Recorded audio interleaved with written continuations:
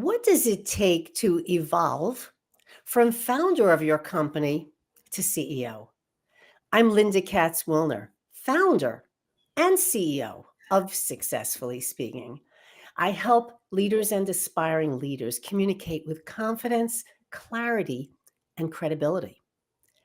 My guest today has walked the path of founder to CEO, and she empowers business owners to step into their ideal roles, increase their productivity, and achieve their business goals. Welcome, Nettie Owens. It's great to have you here. It's such an honor to be here with you today, Linda. Thank you for having me. Sure. And Nettie, we met many years ago. I don't even remember how many, but I remember hearing you at an event, and you were in a very different role at the time. So Mm, tell us a little bit how your business has evolved and where it started and how it got to where it is today. absolutely. And thank you for that question. Yes, you probably heard me giving a talk about organization. That's Yes. very likely the context. And that's how my business started. I was a professional organizer. I then grew my company to train organizers to go out in the field. And so we had an agency of people really serving an underserved population, which is people who have challenging organizing situations, like they are experiencing ADHD, anxiety, depression, hoarding, even traumatic brain injury Mhm. that would make it difficult for them to get and stay organized. And so I did that for many years. And then decided to evolve my business to work with entrepreneurs. And they're not so different. I know that. And I just really realized that if I could help somebody like really take control of their space, their environment, and that is a process of setting a goal and Mhm. moving towards that goal, and it has lots of different moving parts. Then I could use a similar framework to help entrepreneurs get success in their businesses. And that's a great point because being an entrepreneur myself and always having so many goals and so many projects and so many ideas that you become so, if you, I hate to say it, but ADHD, you Mhm. become so distracted and you start and start and start. And some days maybe you don't finish a project. So I could see the Some importance days. of because entrepreneurs often are very creative Yeah. and very self-motivated, Mhm. but it's hard to channel that at times. Yeah, so it's not a bad analogy to say that you feel like you're Mhm, ADHD mhm, because ADHD, that condition affects your prefrontal cortex, which mhm, deals with planning and sticking to a task, initiating a task, setting goals, um, working memory. So, what happens when you get into that frazzled state as an entrepreneur, which you may actually have that diagnosis, so we're not going there, but mhm, you stop using or stop activating that part of your brain, and so you go into more of a reactive mode that's in more of the primal part of your brain, which is like, oh my gosh, this is fight or flight. I have to just get this mhm, done. There's all these emergencies that people are coming at me. I've so many tasks on my to-do list, and you, so you could actually feel ADHD. So to use mhm. that metaphor is kind of aligned. And I think it's just basically comes down to very distractible. Right? Hmm. You have phone calls, you have emails coming in, you have piles on your desk, you have folders, you promised yourself you'd write this report, you'd put this post up on social media. It attacks us in all different directions, and I know this is something I experience every day unless I set specific goals Hmm. and remove distractions. And this does become a problem for leaders, correct? Leaders need to start changing how they're approaching it, and how do they do that? So it's multifaceted as these things would be, but there really is a first point that that you can step towards that's going to really make a big difference as a leader, whether that's a leader of your company or you're a leader of a department or even just a leader within your community or in your family. So Mhm, really embracing that leadership role um, is understanding that it's not just one role that you're talking about. And so I think this is where a lot of people get tripped up. They see themselves as one being, which is true. You got one Mhm. body, one brain, but you hold multiple roles in your life. And so we get stuck when we don't recognize and define those roles very, very clearly. So you have a role as in your well-being, right? So we're going to call this your energy role. And I'm using some of these terms from Brian Johnson. He's the founder of a company called Heroic.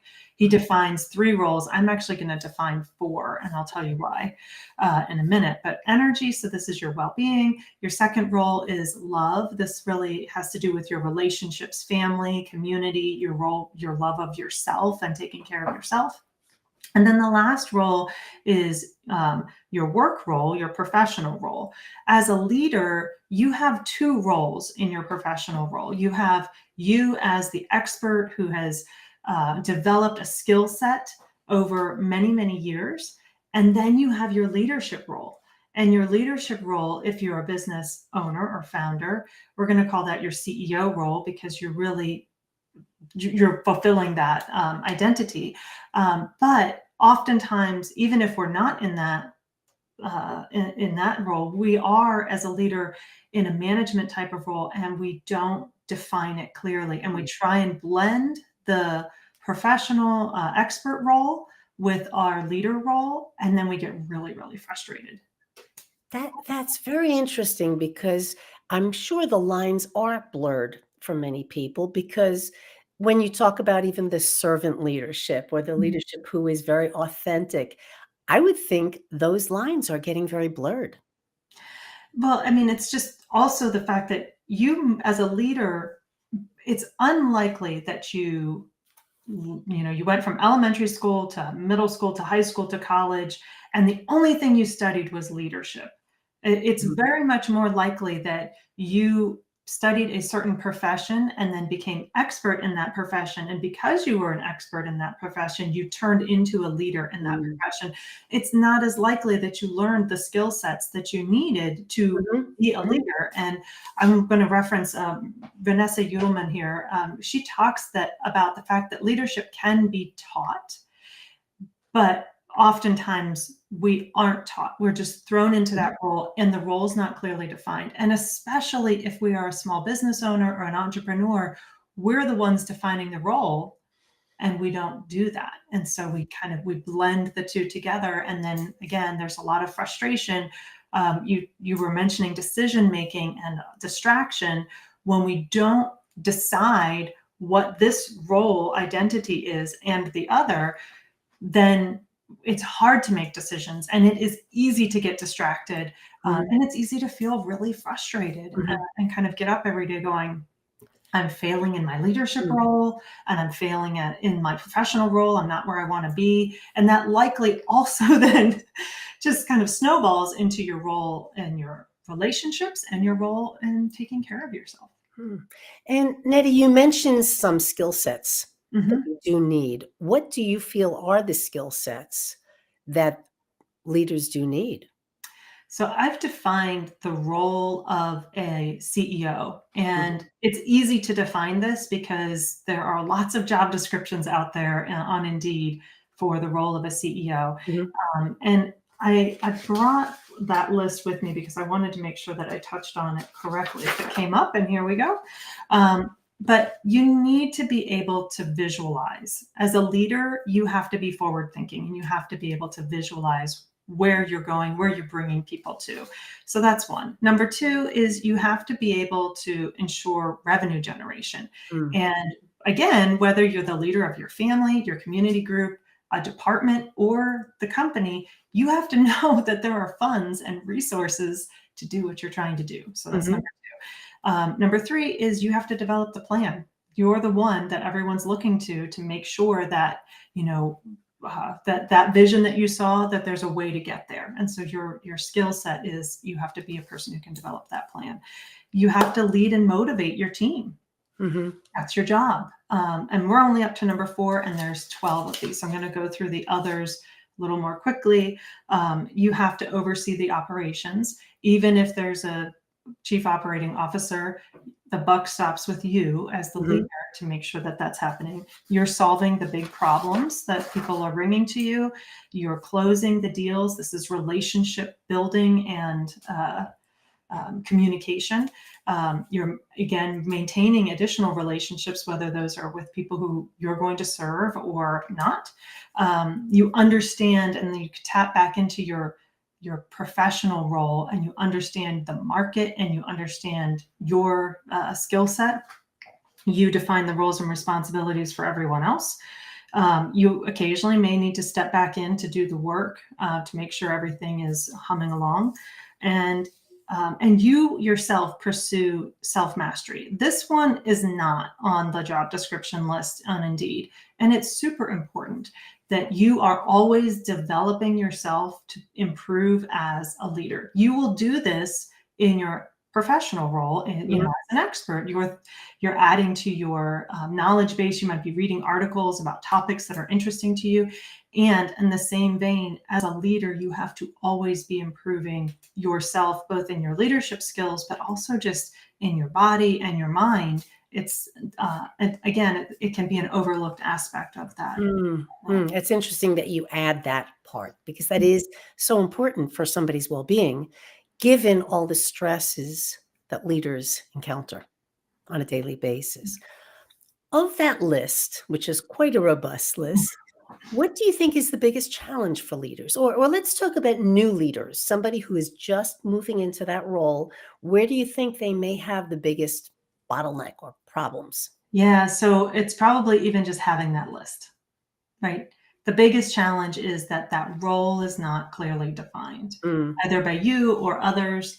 And so while you are uncertain about what your responsibilities are in this role, you're going to struggle. mhm, I can't pick one thing off of that, mhm, but just truly what I see is a complete unawareness that this even exists. mm, And so today, if the only thing that you took away was jotting down those 12, and if you want, just reach out to me. I'm happy to send you that list. And you think about, but first of all, just think about what it feels like to be aware of your role as a leader. And then once you understand that, to kind of assess where do you feel like you're strong? Where do you feel like you could use some work in a particular area? And by being able to look at and evaluate that list, you can really target an area that you mm. can improve on specifically, and and your role is going to improve, and your well-being is going to improve, and your work output's going to improve. And so basically the answer to that question is have an awareness of all of those skill Yeah. sets. And Hmm. some you may find, "Oh, I have that. That's not a problem, Yep. but I haven't even thought about my well-being." Hmm. Great. I'm going to segue into a question that I do ask all my guests, Yeah. because we are talking about leadership and how you speak, sound, and look like a leader from my perspective. What do you think is the essential skill that somebody should have to speak, sound, and look like a leader? Well, it was actually number one on the list, the first one that I said. And when I spoke about it, I was saying that you need to hold the vision of the company. Mm, But the biggest skill that you need to have and practice every single day is envisioning your own identity as a leader. And this is research backed.